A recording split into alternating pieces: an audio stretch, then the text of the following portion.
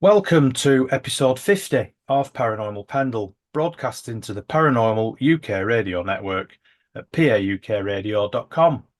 So we've hit half a century, which is great. I never thought I'd get this far, to be quite honest with you. When I first started doing the podcast, I thought I'll maybe get half a dozen and then I'll run out of steam, but we're still going strong. And I've got a terrific guest, fabulous guest on for this very special episode. It's Emily Paranormal. Emily, welcome. Thanks for coming on. Thank you for having me. No problem. And welcome. Congratulations for being my 50th podcast guest. Yay. So, obviously, your area is the paranormal, ghosts, and all things spooky, shall we say? Yeah. When did you first get involved or become interested in the paranormal?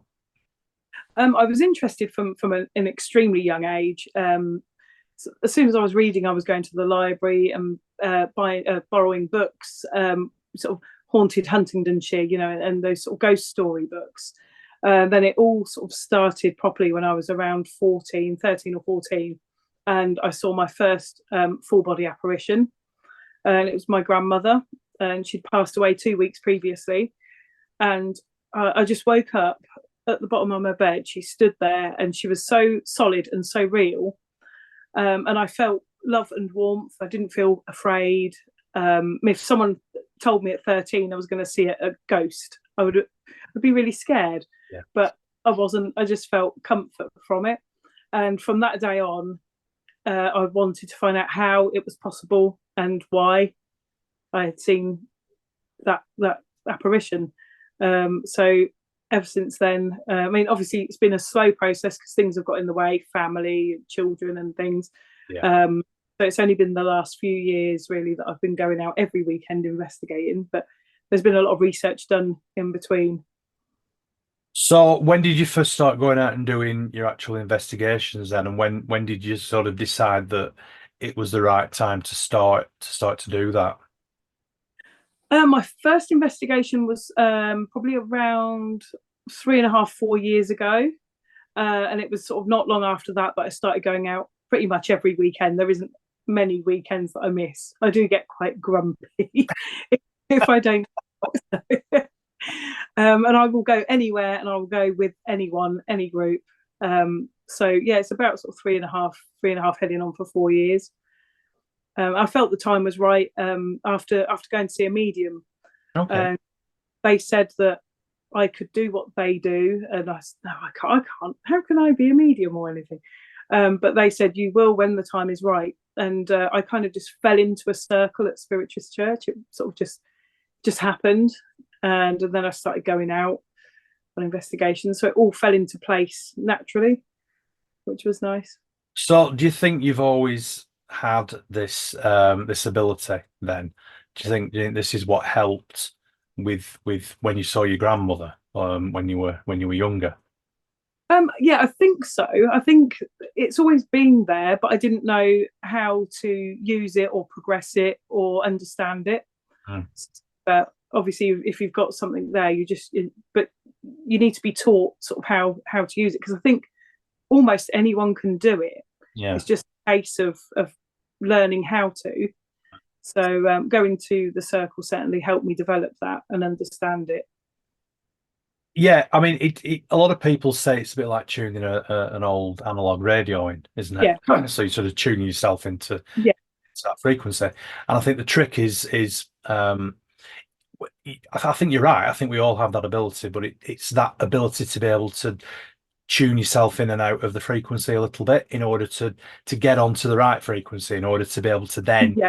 start feeling and sensing things. How did the spiritualist church help you then? Was that a particular help?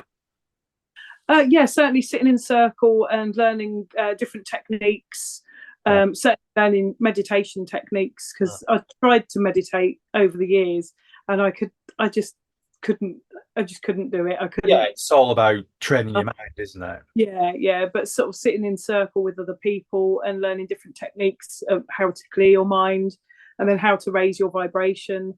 That all certainly helped. And then just doing like different things about sort of how to sense that spirit's there, and noticing the difference between spirit sort of being there and not. So sort of calling them in and then asking them to step back and feeling the difference, and sort of Right. just learning how it all feels and how it should feel. So what was that like as a journey then? Because that's quite a it's quite an impressive thing to be able to do, isn't it? And I suppose, did you not find it a little bit disconcerting as well that you were suddenly able to do this and you were talking to spirits and you were able to bring them in and make them go away when you wanted? Did you not feel that was an odd thing to be able to do to begin with? Yeah, and even now I still doubt myself. Mm. So I'm the doubting medium. So I don't do private readings because I find it such a sensitive subject that I don't feel that I could take on that responsibility to be telling someone something so precious. Yeah, So something keep very it. personal. Yeah. Yeah, yeah. And I'd end up just crying anyway. So I'm But terrible. do you find yourself becoming quite emotional then when you sort of when you link with these spirits, especially if there's been something unfortunate happen to them? Do you find that you Yeah, take on that emotional energy as well? definitely. Yeah. I mean, even just generally since opening up and doing mediumship, I've become a much more emotional person all round generally in every day. So yeah, I seem to take on people's emotions in life as well as spirit. So that can be quite a problem. But do you think that that helps you communicate better though? Yeah, I think so. Yeah, yeah. That's interesting. So would you call yourself a medium, even though you don't want to practice with other people? Do you still feel that you are at that level now where you're happy with the skills that you've got? Yeah, I sort of I prefer to say that I'm sort of sensitive and I can communicate with spirit, sort Yeah. of, and give myself like the title. I feel that if you give yourself that title, Mm. people expect quite a lot of you. Yeah. And I may go into a place and not pick up anything at all, but Mm. it's just because I'm not on the right frequency. I'm still learning, still sort of trying to gain confidence. So Yeah. yeah, And of course, not everywhere actually does have anything attached to it, and sometimes spirits, ghosts, entities, energies, whatever you want to call them, don't always want to communicate back with you, do they? that, that's right. Yeah, yeah. Interesting. No, it is. It's very interesting. It's interesting how you've trained yourself. I don't think I've spoken to anybody who sort of explained that process of how they've got to where they are. A Hmm. lot, a lot of people just say, "Oh, I'm a medium," and I've always been a medium. But Right. when you think about it, there has to be a certain amount of training going on in order for you to be Yeah, able to hone your skills. yeah, yeah. Absolutely. Yeah. I think that's really interesting. Thanks for sharing that actually, because that is really interesting. So let's talk about your investigations then, because that's really why I wanted you on, because I want to know some really good ghost stories and really good investigations. Um, what should can you remember your first investigation then and what happened? The first proper investigation I've been on. So I was quite nervous, not so much about the spirits and ghosts, and because yeah, that's not scary at all. Just the going out with new people, the process, how they conducted it. But it was a good, successful investigation. We did have some activity there. Um, Down in they've got some vaults there, underground vaults, which is really interesting. We had some footsteps and things in there, and I found that quite exciting. I was quite happy to go off one end on my own and sit with my own thoughts for a while. So yeah, I enjoyed doing that, and that was my first one, and I definitely got the bug. So how did that feel when you went off on your own then for the first time? Did you pick anything up? I think at that point I was sort of too nervous about everything and meeting the new people and everything, and I wasn't scared. So a lot of people going, "Oh, I'm not going down there on my own. It's dark." But yeah, I'll go anywhere. I'm not fussed. Yeah, Uh, it's interesting about the darkness thing, isn't it? Where I mean, you see, a lot of entertainment programs, shall we say. They always film at night. They always film in very dark rooms with no light yeah, whatsoever. And I suppose to a certain degree, it can help heighten the other senses that you've got. So if you suddenly lose your vision, you've yeah, still got your hearing, you've still got how you feel, what's going on around you. But I always think that it's equally as valid going to places during the day. absolutely. When it's bright sunshine. I mean, do you prefer going around places at night? Do you think it has a different atmosphere, or um, you know, Mm, how no, to be honest, no, it doesn't. The only reason I go at night is obviously that's sort of when people are available. That's when my husband's home to have the kids. It kind of works. It's convenient, but yeah, I have gone and done investigations during the day at the local abandoned place I go to quite frequently, right. and daytime is just as good.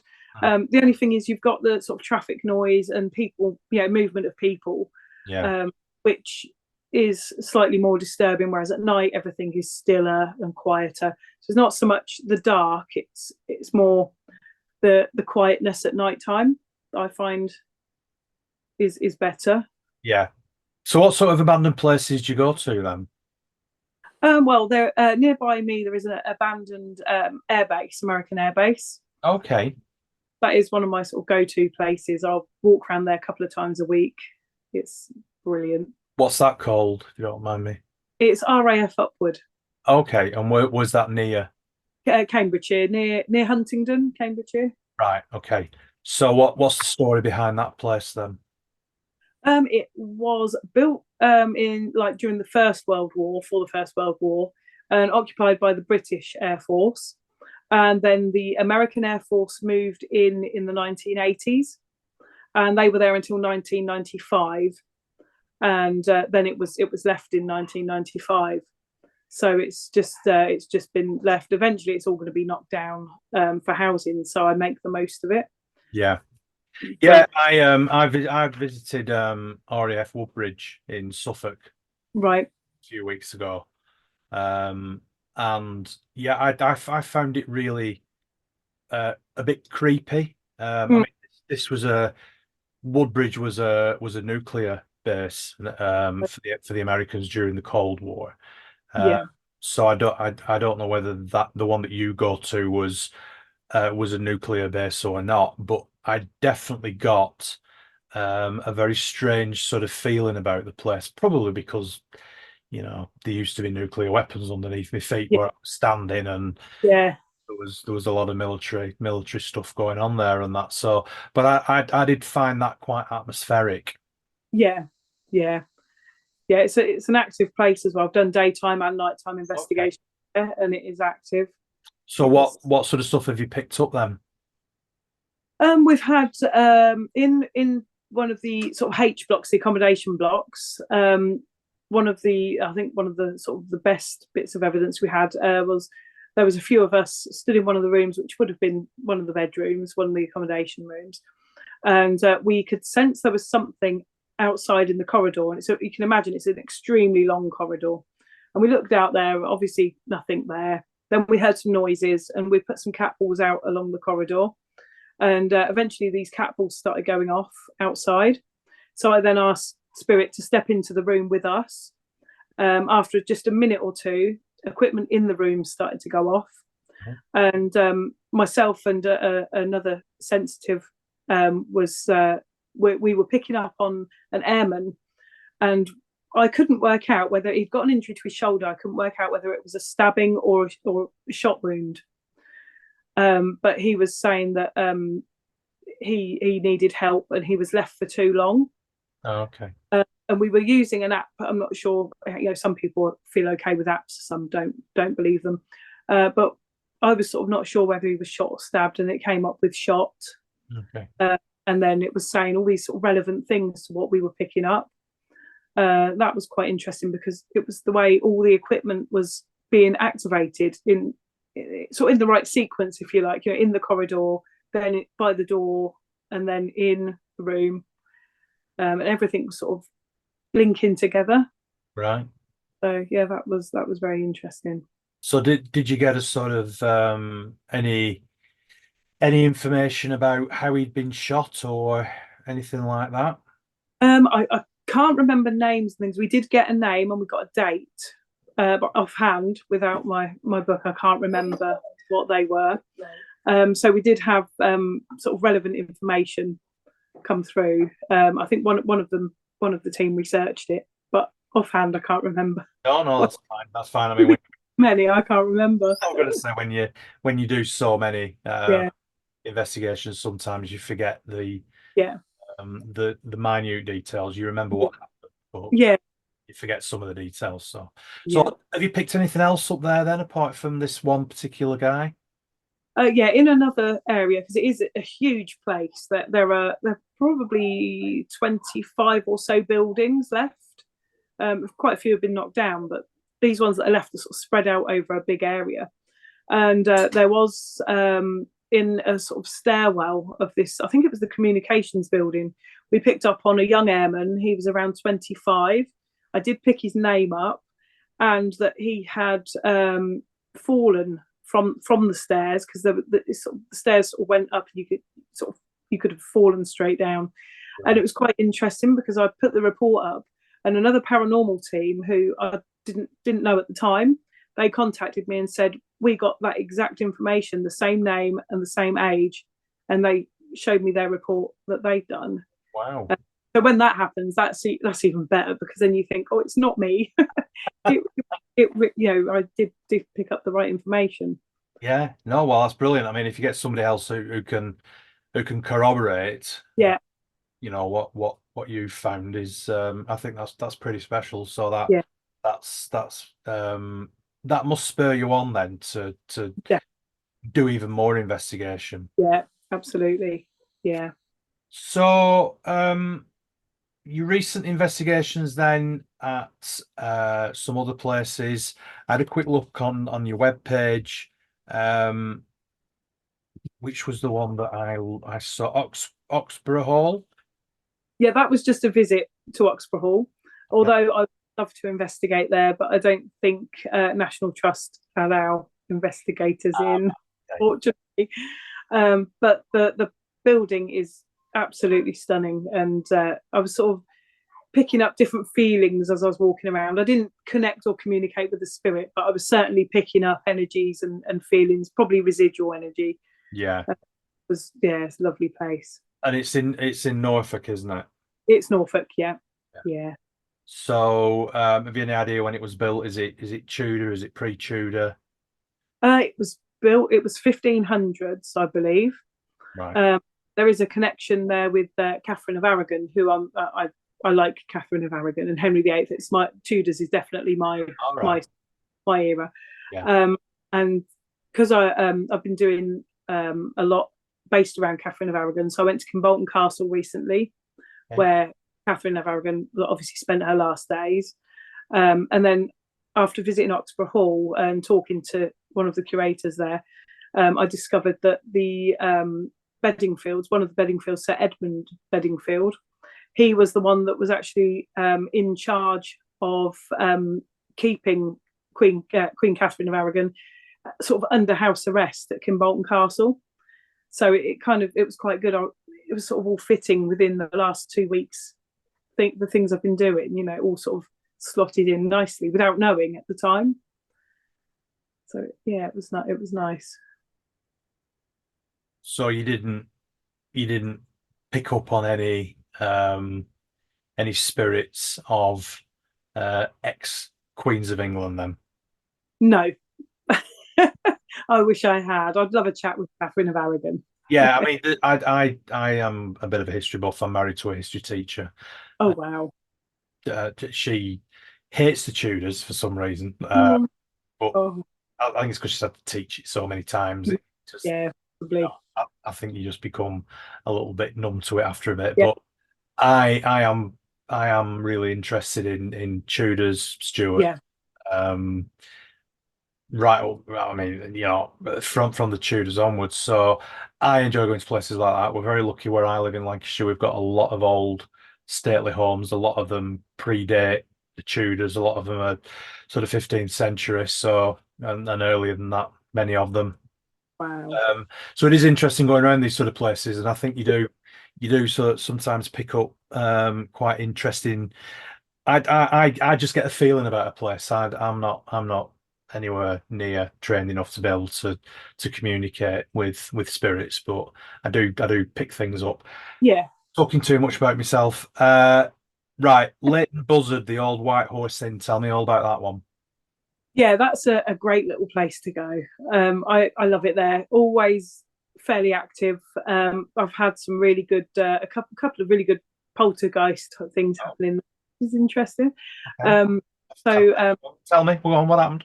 well, we were doing an investigation and we'd stopped. And do you not find that most of the stuff happens when you're talking or when you're not investigating?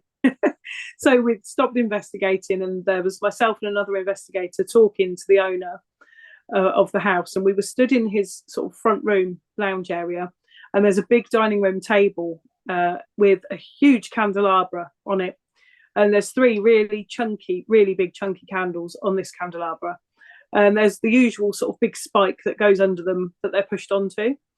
And as we were stood there talking, the candles fell off the candelabra one by one, but there was about sort of a second and a half to 2 seconds between each one falling, and they went in different directions. Wow. So one, a couple of seconds, two went another way, and then the third one. And I tried to rule it out, because I don't instantly go, "Oh, it's a ghost."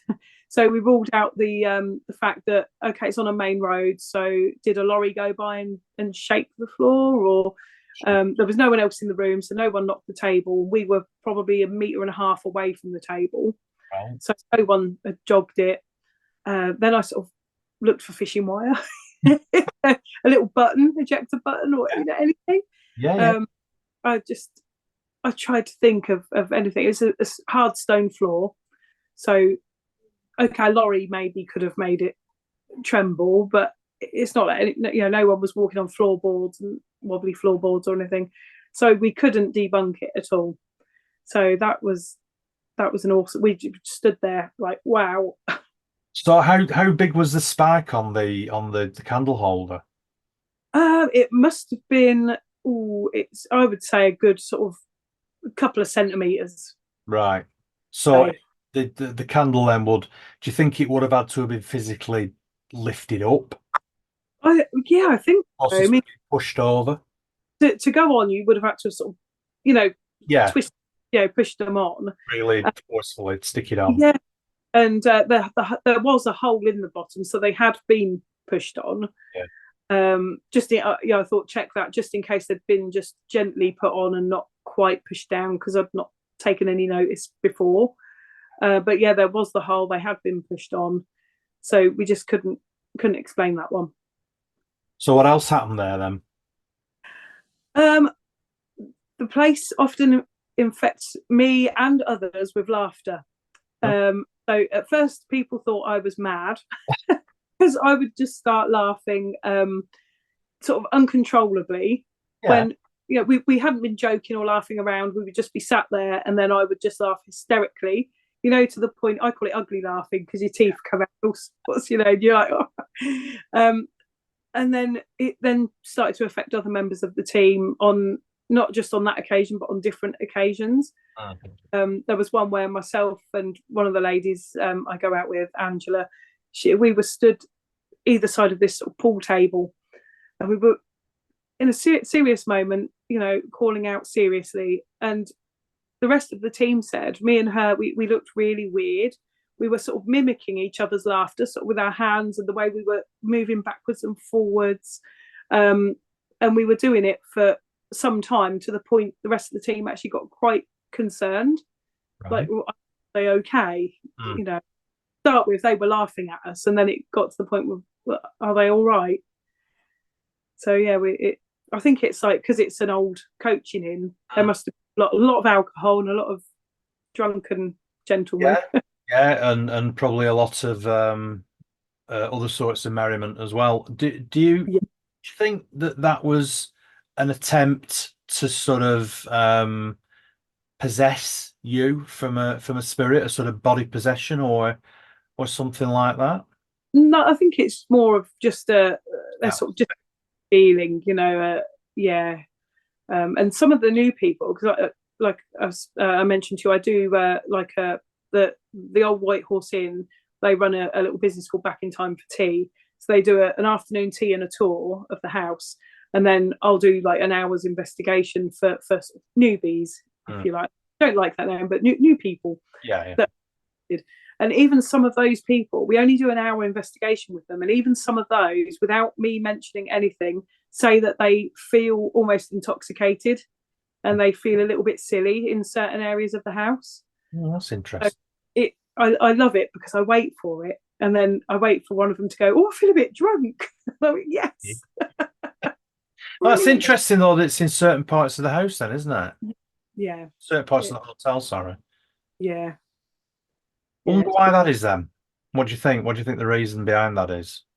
I just think it's usually it's down the cellar, so that's. I mean, it is now a private house, Right, so okay. the man lives there with his family. So it's usually down in the cellar, um, and in next door to the house there is an old building, a BT Exchange. So the building itself isn't particularly old, not like the sort of 14th century coaching in, but it's I think it's the more the land it was built on. Yeah. Those two places that we seem to get affected. So you think there might have been something else there before? Have you done any research as to what might have been there before? The owner Nick has. He's aware of what's there, what was there. Right, Uh, so as far as I know, there was more sort of pubs and things along the road, and right. So the main route from to London. right. Right, okay. So sort of like an extension of the inn Yeah, yeah, or possibly another small and pub. the establishment. Yeah. That was the coaching in. There would have been sort of more drinking places along there. And have you ever picked up anything that's unpleasant? Not there. Right. No, no. But you have in other places. Yes, yeah, yeah. The Hinchinbrook You know House. where I'm going with this, don't you? Yes, there was an unpleasant spirit at Hinchinbrook House. Okay. Um, that one I was working with Gary Fields, medium Gary Fields, Okay. and we picked up on a female spirit upstairs in one of the rooms, the bridal suite. And he'd sort of put me under his spell, and I was shooting out all this information, which when I came back round was he'd written it down and it all linked up to everything. And then he was then picking up on this angry male. I then left him and went downstairs into the library, and I then felt this male come towards me, and I could feel his anger. I was sort of gripping my hands and digging my nails into my hands and getting quite angry. And the rest of the team said that I need to step up to the other side of the room away from him and join them. But I was quite adamant, no, I'm all right, I'm fine, I'm fine. And then it got to the point I thought, no, I really must step away now and go back up the other end. As I did, this almighty force just pushed me from behind and I fell on the floor. Oh, wow. So that's the most angry spirit I've come across. And did you get any indication at all as to why it was angry? Did it give you any idea? Yeah, we had myself and Gary Fields had sort of upstairs. We'd communicate with this female, and he had worked out that it was the male was angry because we were basically telling his story because he, if I remember rightly, he'd not been very nice to his wife. He'd sort of tried to call her insane, basically, and it was almost like he'd been found out, So he was sort of he was just showing his anger. I think that we were there and we knew what he'd done and what he was like. So was he basically sort of trying to get her taken away, saying that she was insane or something like that? As far as I'm aware, he did. He had her locked away All right, okay. because he wanted to be with another woman. Right. So he'd sort of had her locked up and told everyone she was insane so that he could be with this other woman. And so he was angry that you were outing him as such, Yeah, yeah, I believe so. right? Did he do anything else then apart from physically push? I mean, that's bad enough, obviously, but were there any objects or anything like that that he was? No, no, he pushed me down, and then Gary Fields came in because he wasn't in the same room at the time. He came in and helped me sort of get up, and he asked Spirit to step away, and then I got up, but then he sort of came. The Spirit came back in, and I was sort of sat up on the floor, sort of propped up on my elbow, sort of thing, sort of sitting up. And this Spirit came back in. Gary Fields felt the energy come back in, and I just sort of fell down again from it. It just sort of just I was so drained afterwards. It was it was definitely the most intense, the most angry spirit I've come across. And does that not worry you that it could happen again or something worse could happen? No, No. no, You do strike me as being quite tough. I'm a big softie, but when it comes to spirits, I'm tough. Yeah. No, no, I meant it in a nice way, not a, quite sort of uh persistent. Yes, yeah, I'm giving up. No. So where else have you been then? What other investigations have you done that really sort of stick out? The Hellfire Caves, Okay. West Wickham. Now then, I did mention this before before we started recording. Is this the Naughty Hellfire Club from Blackadder? It is the Naughty Hellfire Club. I've now got images going around in my mind. I have those same images. Well, no, tell me all about it. I'm fascinated by this one. It is just an amazing place. If have you not been to visit the No, I Hellfire? haven't, but I think I should do. Although I'd probably just start reciting entire episodes when I went in there. So, especially the Naughty Hellfire Club one. So, yeah, It is a brilliant place. If you can go there, I think it's only about £10 to go in to look round, but it is awesome, an awesome place. The energy down there, even for those that are not particularly sensitive, the energy is so heavy. It's like you just feel it as you walk in. And when I first walked in there, I thought, oh yeah, this is good. so I like. are they actually caves? Is it actually a cave? Yeah, chalk caves All right. that was out in I believe it's the 1700s. Yeah. Sort of dug out by man, Hmm. and used for Nefarious purpose. naughty. Having a bit of a party, I think, is Yeah, that's party. That's the word. is what they used to do. I think if I remember the episode, there was radishes involved as well. But I think people probably there's probably some people laughing their heads off at this point listening to this, and then there's probably Yeah. going, what on earth is he babbling on about now? All I can say is Blackadder the Third. I can't remember which episode it is, but the Prince Regent talks about the Naughty Hellfire Club, and it's really funny how he describes it because it was obviously a real place. So that makes it even funnier. So go on then. What sort of things have you picked up when you've been down there then?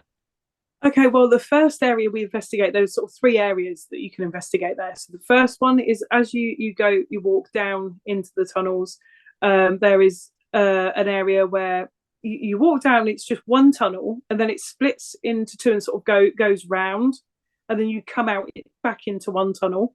One way is for saints, and one's for sinners. Right.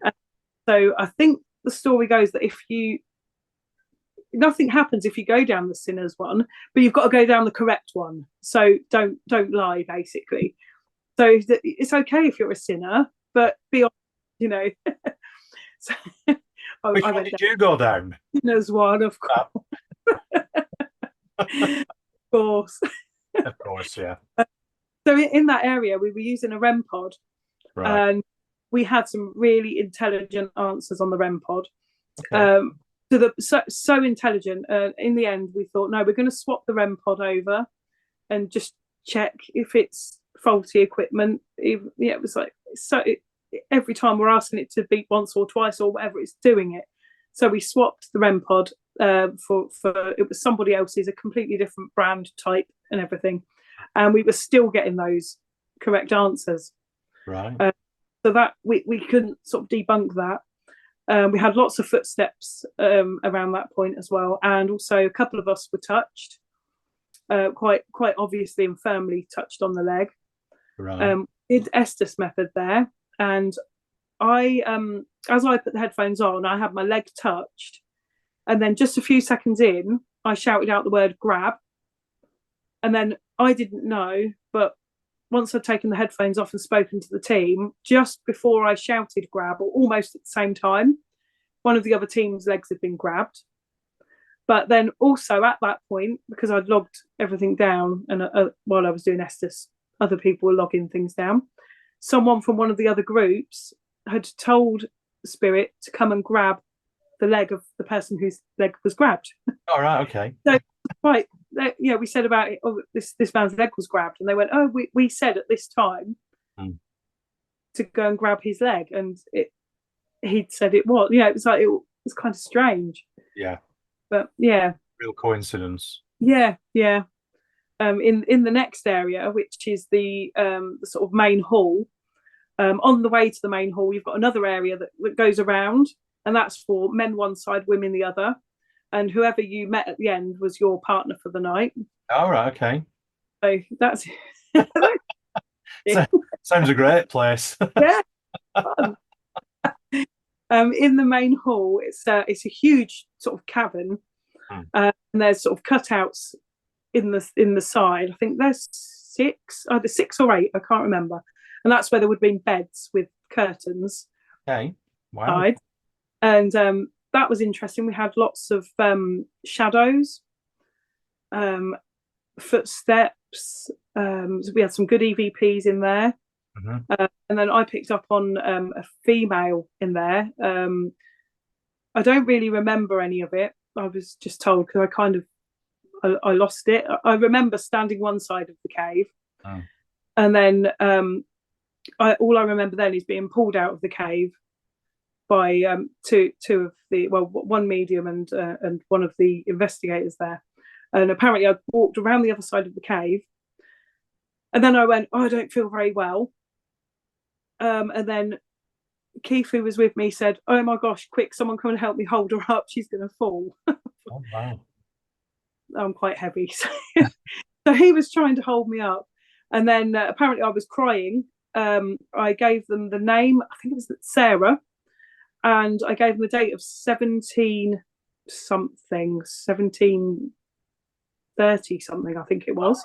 Okay, yeah. And I kept saying that he brought me down here, he brought me down. Wow. And I was really upset. So I was taken out of the caves, and then I remember them saying, "What's your name?" So I'm going, "Ebony, what's happened?"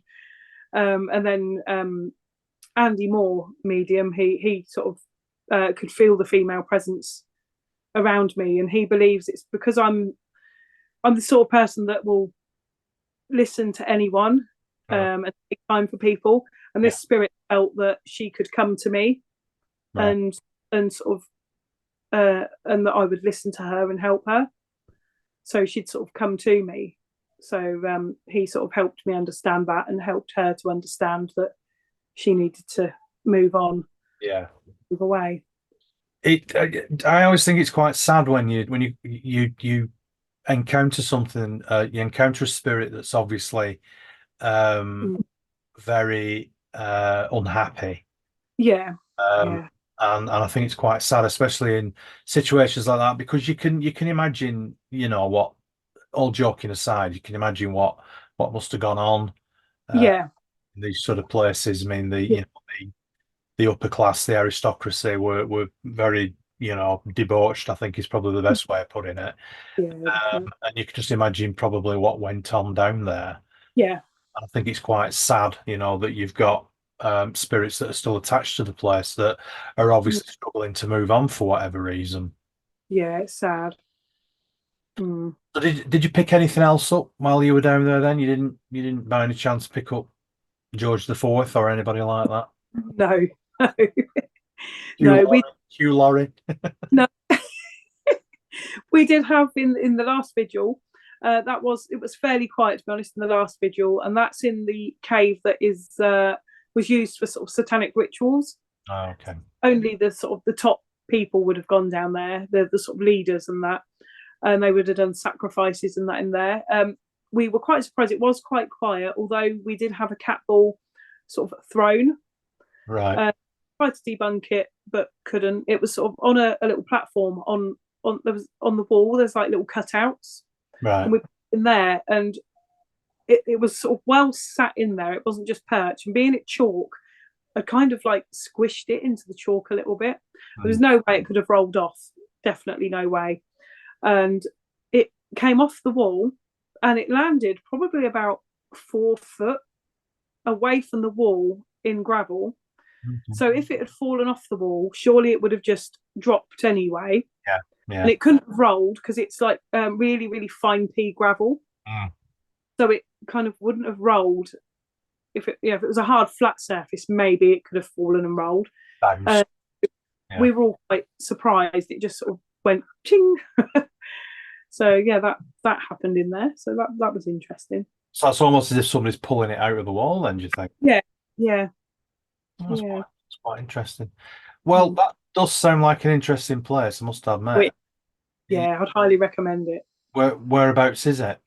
It's West Wickham, which is that Buckinghamshire? Yeah, I think so. Yeah. Right. Yeah. Interesting.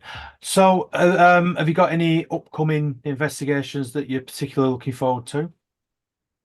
Yeah, I'm looking forward to Bishton Hall.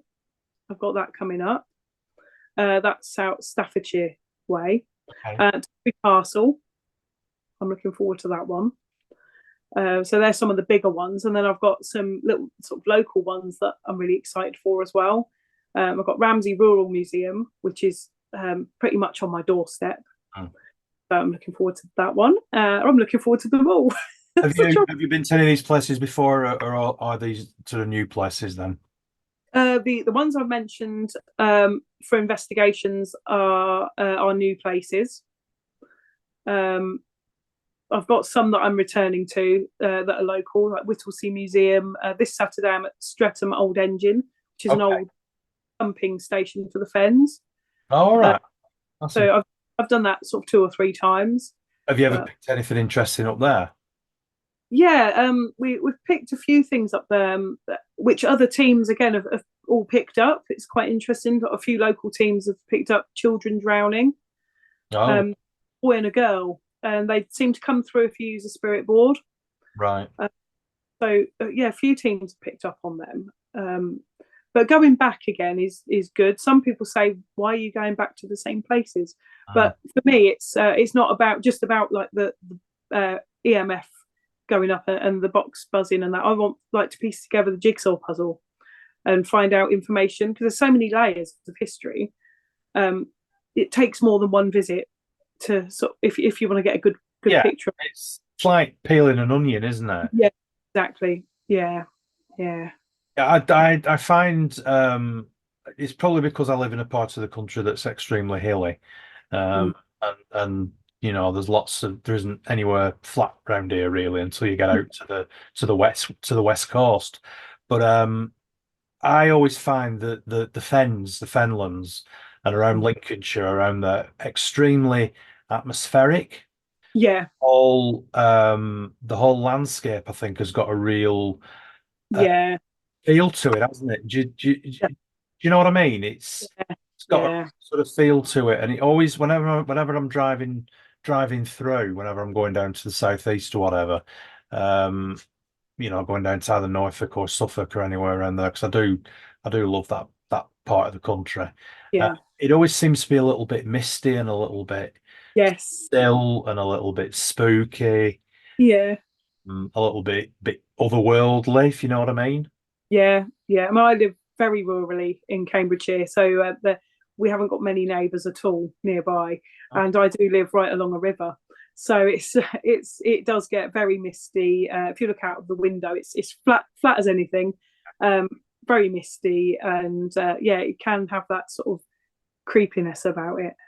Do you have any I know we're going slightly off tangent here then, but do you have any sort of legends of strange creatures or cryptids or anything in the area where you live that you know of? There is the legend of the black shuck, Hmm. the big black dog thing. Yeah, Yeah, I've heard that, yeah. yeah. There's that. I think it And seems to be something similar no matter where you go in the oh, country. yeah, I think there's a sort of variation of it. We have a similar one up here in the northwest. I know when I've yeah, been down to Cornwall on holiday, they've had a similar sort of thing down there. Um, but yeah, I think it originated actually in your part of the country, and then it's sort of spread out from there, really. yeah, yeah. I've not seen him yet. I was going to say you don't go out for walks at night then when it's misty. No. No, no. I don't blame you. I don't think I would. Well, it's been great chatting to you. Some really interesting stories. Thanks for coming on. And as I say, this is a milestone. This podcast, the 50th one. Never thought I'd get to this stage, but Well done. is there going to be another 50? Who knows? But Absolutely. it's been brilliant talking to you. Where can people get in contact with you? I'm on Facebook, Emily_paranormal. That's the best place. I do have TikTok and Instagram, but I'm a bit slow with them. I'm a bit they're too trendy for me. No, I'm exactly the same. I'm still trying to work TikTok out. I think I'm 20 years too old for it, to be honest with you. So no, yeah, I know what you mean. Facebook and YouTube are about my limit. So yeah, so if people want to get in contact with you, they can just drop you a line on Yep, Facebook. yep. There's WhatsApp or Messenger on there, so you can do either or. Okay, excellent. Well, thanks very much for coming on. Thank you for telling us all about especially the Naughty Hellfire Club. I'm gonna if people still don't know what I'm talking about. BBC TV, Blackadder, Rowan Atkinson. It was a comedy program, the comedy show in the blimey. Was it the 80s, 90s, Yeah, 80s? late 80s, isn't it, I suppose. Yeah, Long time ago now. It shows how old we are, doesn't it? So yeah, if people still don't know what I'm talking about, go and look it up, and then you'll understand why I went all giddy when we started talking about it. But it's been fascinating talking. Good luck with your investigations. I'd love to have thank you you. back on again at some point and tell me all about your upcoming investigations and any really interesting stuff that happens. It will be great to chat with you again. Yeah, brilliant, lovely. Thank you for having me. No worries. Thank you for coming on. Take care. Thank you, and good luck. Thank you.